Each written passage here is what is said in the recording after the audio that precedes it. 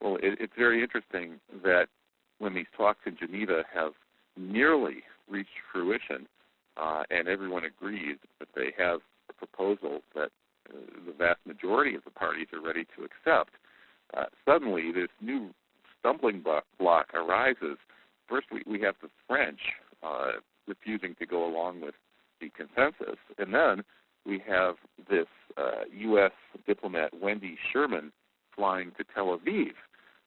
And I think in both cases what we're seeing is the power of the Israel lobby and, to a certain extent, with its new close ally, Saudi Arabia.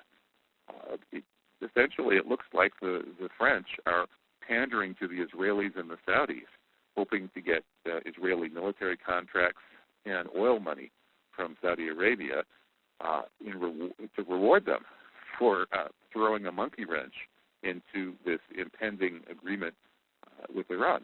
And likewise, when Wendy Sherman, the U.S. diplomat, flies to Tel Aviv, we're getting another signal that it's the Israelis, along with their friends, the Saudis, who are holding things up.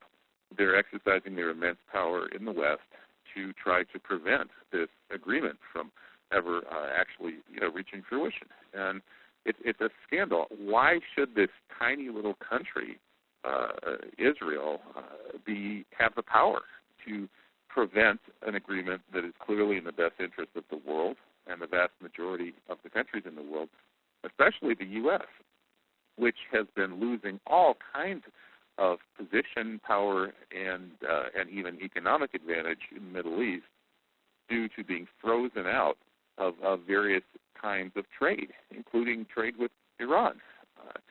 It's the same situation that we had with Iraq. The Europeans, for the most part at that time, were willing to deal with Iraq, and the U.S. was controlled by Israel and was told, no, we had to put sanctions on Iraq, and then we had to end up invading and destroying Iraq for Israel. And so once again, it's primarily the Israelis, but now with the backing of Saudi Arabia, which is virtually merged into the same country with Israel, that are throwing a monkey wrench into these talks. I don't see why a U.S. diplomat like Wendy Sherman should have to report to the Israelis and get any kind of permission from them to make a deal with Iran. The United States of America has 300 million people and has the world's biggest economy, and it fancies itself as the sole superpower in the world's policeman, and yet it's being led around by the nose by this tiny little ultra-racist apartheid genocidal state in occupied Palestine. And as an American, I think this is a disgrace. And I hope that Wendy Sherman went to Tel Aviv to tell Netanyahu that this is the end of American enslavement to Israel. Unfortunately, I'm afraid that isn't the case. She's probably going there pandering to him and trying to get his blessings for a peace agreement that, unfortunately, I don't think Netanyahu is ever going to bless. So let's just keep our fingers crossed that at some point the American government will return to being the American government instead of some kind of colonized entity reporting to the Israelis.